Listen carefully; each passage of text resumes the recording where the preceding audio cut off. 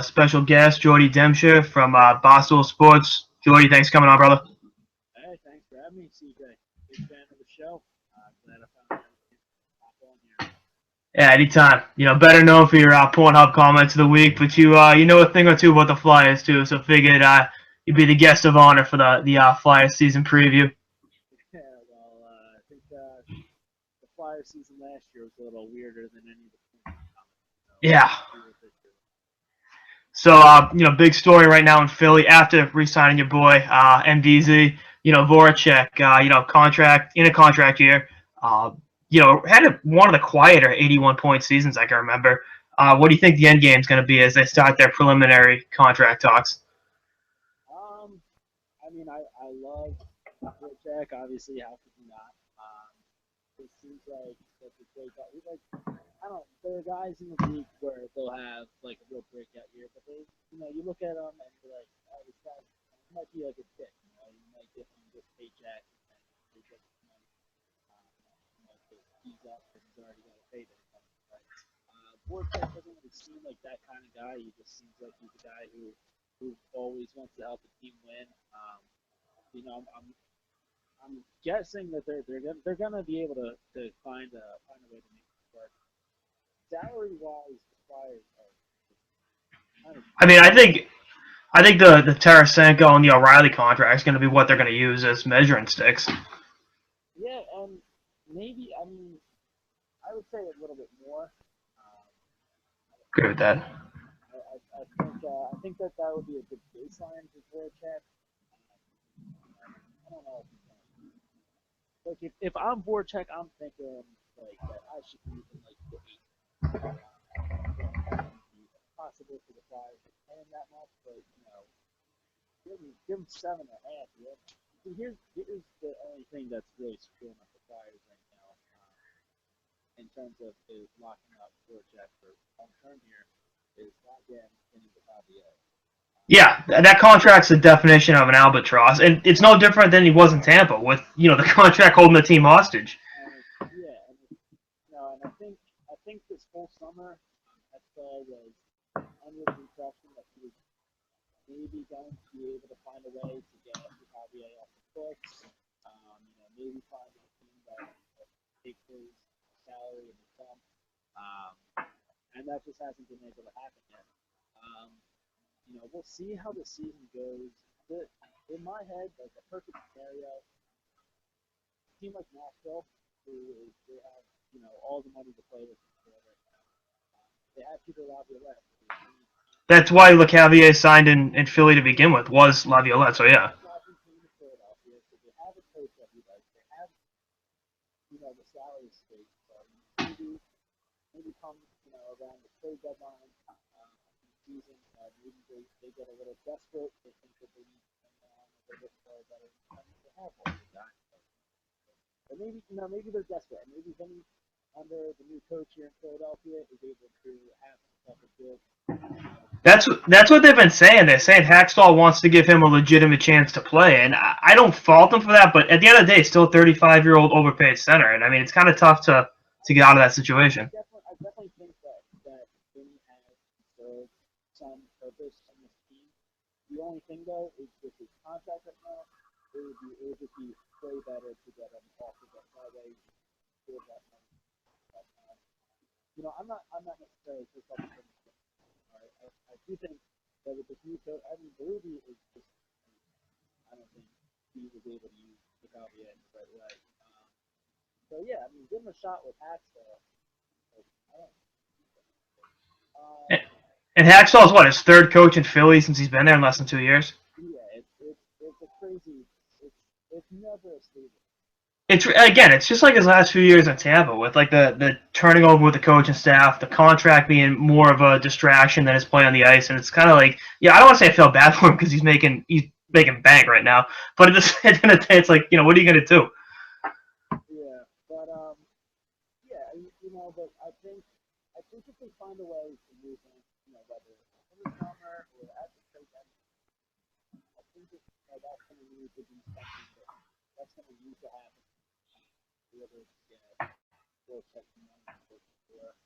Um, Also it'll be interesting to see what Daniel brings to the table, whether or not they confirm for Demcher, side. They can have some space. But, I mean, right now, like I think that Voracek deserves minimum, like 7.5.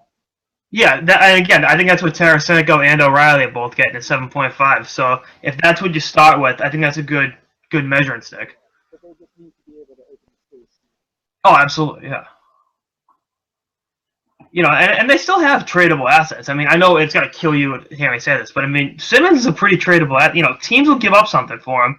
I think he's a great player. I think he's reasonably paid. So I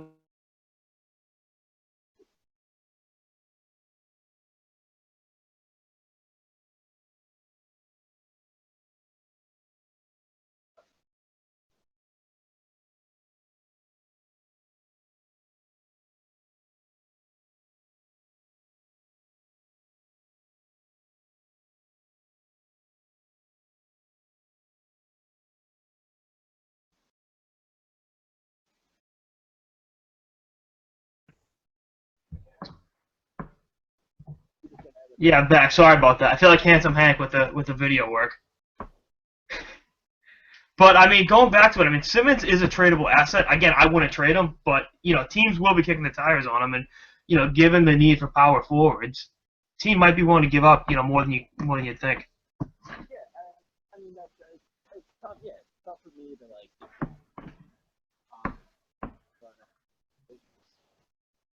But another guy who we only have one more year with him under contract. Luke Shen. Oh yeah, absolutely. I mean, he's another whipping boy. Everywhere he's played. Yeah, but like to see Luke Shen gets a ton of pieces. Some of it's deserving, but I think a lot of it's a little bit overblown. I don't think he's that bad, but I would like to see the Flyers be able to move him for something. Just because right now, he's one of the only defensemen that the Flyers have right now. Yeah. Could be no But that's my next point. Speaking of their defense, the one thing they've done great in the last couple of drafts, in the last couple of years, really has been stockpiling young defensemen. And I think next year is going to be, how many of these kids they've drafted in the last 2-3 years are ready for that next step. And if a Moran or even a Provorov or Sanheim jumps up, that makes Shen even more expendable, and they have a capable replacement there. Yeah, I mean that's really all that Flyers fans have to look forward to right now is those 5 young guys. It's waiting to get called up. A little bit of a cluster right now as defense. I don't really see how they find a way to bring more than just one back. But from what I've heard about Provorov, I mean, he seems like he's going to be ready to go whenever. Oh, I love him. I mean, I thought they had a good. Whether they took him or Werenski, they were in good shape. Yeah. And the other thing is it's a league that's predicated on puck moving, and if you can get one of those guys in the draft, I mean, you're ahead of the game. And the way, I didn't really know very too much about the kid moving there, but just looking at some stuff, since they get the way that the move is tough. So I mean, I'm excited. All 5 of those guys. It would be, I'm looking right now at the Anthony Thomas contract. Terrible. He's like booked up forever. Um, but just thinking about a time where the Flyers could possibly have all 5 of those guys up at some time. Yeah, no, They may have to move 1 or 2 here and there, but keeping the 4 of those 5 around, it's going to be huge for the future. I mean, I think they're all going to be studs. So, yeah. Right now, it's just way too much of a cluster. Guys getting paid a little bit too much on the blue line, and way too many heads there. And I mean, I think their blue line issue started obviously when Pronger had the career-ending injury, and then to Holmgren's credit, going out that summer trying to get Shea Weber, I mean, that was a bold move. It didn't work out, but end of the day, you got to tip your hat to him for that. Finding a number 1 defenseman is borderline impossible, unless you're the Bruins and you just trade them away. But I just think this is what kind of set that nucleus, that Giroux, Voracek nucleus back a little bit, was the fact that they haven't been able to get that number one defenseman. Colburn and Carl at different points kind of filled in with it, but at the same time, it's like, neither one of those guys is a number one. I mean, in Tampa, they're 3 and a 4, and I think that's been the case. That's been their Achilles heel in the last couple of years, obviously. Yeah, I mean, they don't, they're just dealing around with a bunch of, third pairings out there, and just, it's, and then you got a guy like Mason, stand on his head. And I mean, going back to the last, yeah. I was just like, we got like a guy who's right now like playing some of the best hockey that he can play. I thought he was amazing last year, yeah. Yeah, just no one in front of him, so they're just, we're wasting these good years.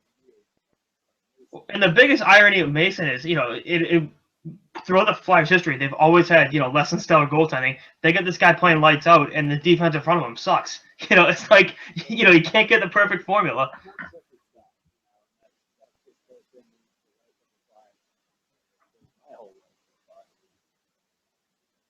If they had a guy like Mason in 2010 or even 2012, I mean, there's a chance they come out of there with a Stanley Cup. I mean, looking at the revolving door they had between was it Michael Layton, Boucher, and was it Ray Emery at one point? They just have all these no names coming out there, and they're god awfully atrocious. And then Brizgalov comes in, he sucks. And then Mason's given up on by Columbus, and it's like, wow, this guy needed to change his scenery. It's pretty good. I mean, I will admit that getting rid of Yeah, he got lost in the shuffle too. But the Mason's doing well. It's just, there's definitely plenty of things right now that Flyers fans have to be, that we can be excited to look forward to. But as far as the next season is concerned, it's probably going to be another rough one. Yeah. Well, the other thing is next year, the only awful team that for a fact is gonna suck is Toronto in the Eastern Conference. Whereas most of last year it was Toronto, Buffalo, and Carolina. So you kind of beat up on those teams and get points. Now Carolina isn't great; they're a little bit better. Buffalo's better, and Toronto's wants to be in the basement. So for teams like the Bruins and the Flyers, stuck in that middle ground, the rest of the East is catching up, and it's still the Rangers still gonna be great. Pittsburgh's gonna be back next year. It's just yeah. It's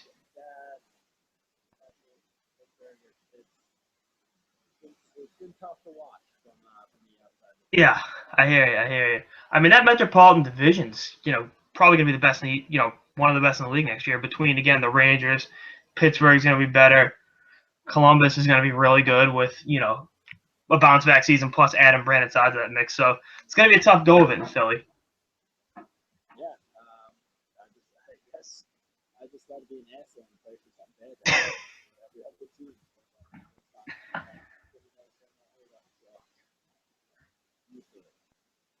And then I got to ask you one thing. How's it feel to fleece the Boston Bruins for a third-round pick for Zach Ronaldo? That's got to be. I thought I was getting trolled when I saw that trade. It's. Well, luckily your boy Sweeney was able to kind of like the deal a little bit after that, but yeah. I can't hear a thing. No. I got you. Okay. I lost you for a second. Yeah, I mean, luckily your boy Sweeney was able to right the wheel a little. He was scaring you guys for a little there. But as far as the Ronaldo, he stinks on the ice. I love the kid to death off the ice. He does all this charity work. Yeah, he was in Boston at his side and stuff, and he has it making a good impression, but it's like. Yeah, just on the ice, he kind of means well. He's out there, he's like a heart guy. He's an energy guy. Yeah. And he's got the name, so anytime he does something, he's never going to get the benefit of the doubt. No, exactly. He's got that reputation, and I do really appreciate that third round pick. Yeah. Caught me just as off guard as it caught you guys up there. Yeah, Sweeney had an interesting draft weekend. What's that? Sweeney had a very interesting draft weekend. Starts it off trading, a potential number one defenseman, and then ends it by trading for, Ronaldo for a third round pick. It's like, Donnie. Yeah, and all you guys thought that you were trying to move up to get Hamilton, right? Yeah, that was the consensus. We were gonna bring the kid home, and then, Yeah. I was real glad I wasn't a Bruins fan. Yeah, it's gonna be a tough season. I mean, my trading Lucic, that had to happen. He's gonna walk next year as an unrestricted free agent.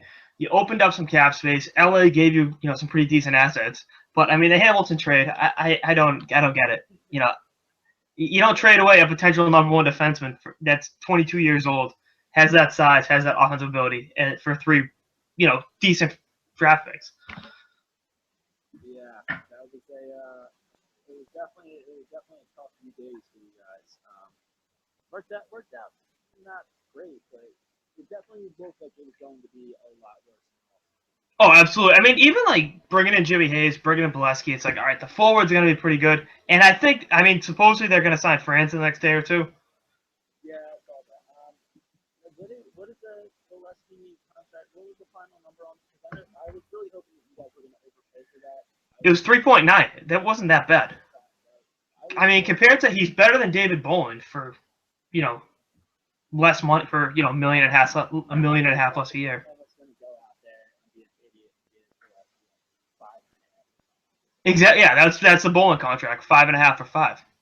And when I saw they signed him, I was like, oh shit. Then I looked at it, it's like it's not.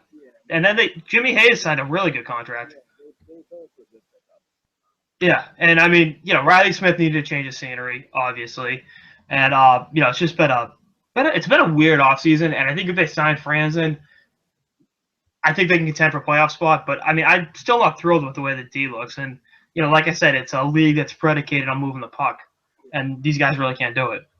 Yeah, well, if you need a buddy who's probably going to be definitely sitting on the outside come playoff time next year. Yeah. Appreciate it, that. So hey, that's all I got. You got anything else you want to add? Or? No, just shout out to my boy Michael Belzada for getting paid out there. Hey, you see the Snapchat with Gaz? Yeah. Him and Sagan, just whatever.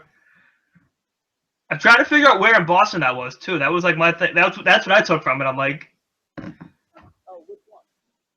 What? Which one? The Snapchat with sales guy, Delzato, and Tyler Sagan.